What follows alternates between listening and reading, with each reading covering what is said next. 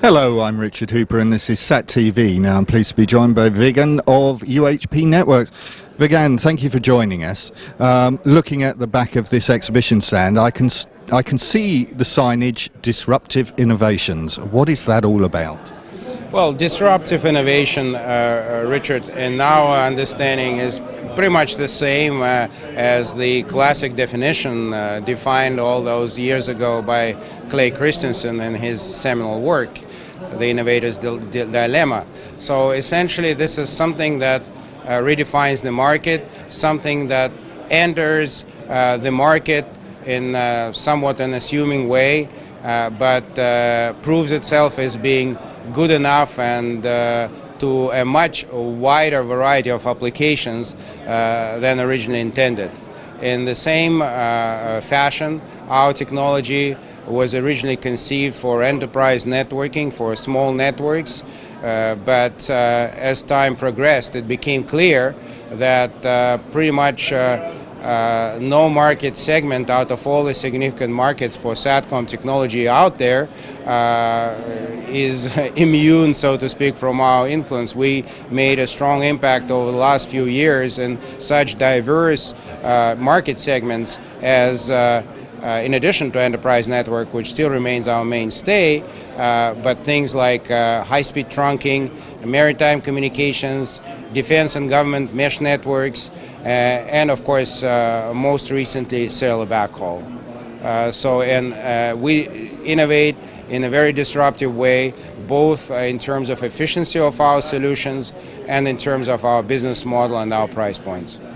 Now, you mentioned a number of sectors there, but what are the key performance sectors for you? Which ones are showing the most promise? Well, to us, it's the maritime sector that shows a lot of promise. We have been fortunate to have been selected by a number of key players there, and we're in the process of building what may end up being the largest maritime network in the world, with 19,000 vessels, with 4,000 out of those 19,000 already in operation, in full operation. And we are in the process of supplying the rest, and that's just one of those two networks. The other network has 3,000 vessels. And this is something that was not possible only a few years ago, not only because KU band coverage at sea was not so widely available as it is now, but also simply the cost points of the maritime terminals in the past were set so prohibitively high that only could be afforded by cruise ships and super yachts, but now it's all down to the level of fishing vessels and such like. And the second segment, which shows a lot of promise to us and also plays to the strength of our technology, is cellular backhaul. As you may know, from the very beginning, UHP technology excelled in some key characteristics that are absolutely vital to successful implementation of cellular backhaul over the satellite. I'm talking about very low jitter. So we are providing jitter at the level of 10, 12 milliseconds in TDMA in fully loaded networks, which, as far as I'm concerned, is far superior to competition out there. And the second vital component is packets per second. And that is, of course, coupled with optimization, GTP processing, and all those good things. But packets per second, our entry-level modem, our low-cost modem, provides 100,000 packets per second, which is a very high performance piece of equipment.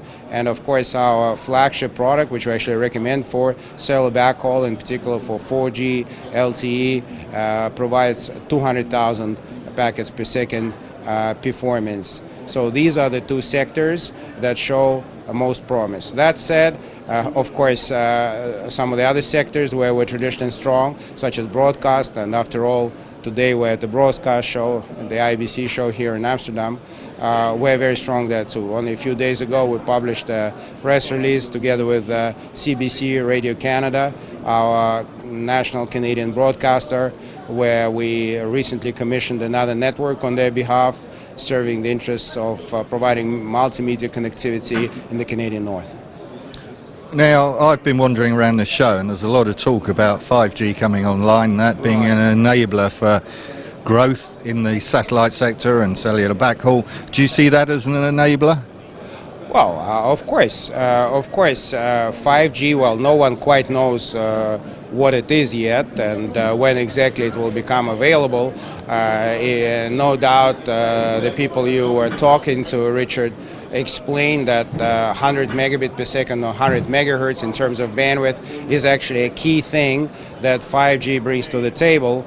Of course, to provide so much bandwidth, they will need to go much further up in the frequency band compared to 700 megahertz that is being used by many systems now. They kind of all remain spectrum. Ericsson recently announced that they made a phone call using 39 gigahertz band. But with solutions in very high frequency bands such as 39 gigahertz are not going to provide a lot of coverage. Even with all the cell extension technologies available. So it is inevitable that there will be some isolated cells or clusters of cells, and they will need to be backhauled, and especially in remote areas or areas with challenging terrain, clearly there will be lots of requirements for satellite backhaul. Now, when I spoke to you last time, you talked about the exceptional performance of the company. Is the performance continuing on that upward trend? The trend was indeed nothing short of spectacular. We were doubling our revenues every year, practically in the last 2 years, 2.5, on an annualized basis. So our growth, we expect that the pace of our growth will slow down somewhat because obviously it's very hard to sustain 100% growth in the market that only grows in high single digits, low double digits. But we will continue growing at a rate far exceeding the average growth rate in the market. And our growth is profitable. The company has zero debt. We are looking forward into the future with a lot of optimism. So finally, to let you go, because you're a busy man, what do you see as the main challenge moving forward over the next few months? Well, it's having sustainable growth. It's having the growth that having other processes and systems being put in place which are consistent with the rate of growth that I was describing just now. So that we continue serving the needs of our customers. Our solution, our product is quite complex. The use scenarios are complex and varied. Our customers are global. So before we sell, we're not just selling a series of boxes with a manual. We need to help our customers to plan the network, to design the network, help them install it and roll it out, put service level agreements in place that are consistent with their business goals, and make sure that they can operate the network with a sustainable and profitable business case, so that people, all the actors in the value chain, are seeing the returns that they planned and hopefully even exceed those targets. Well, exciting times. Thank you for talking to us today. Thank you very much, Richard. Thank you all. Thank you.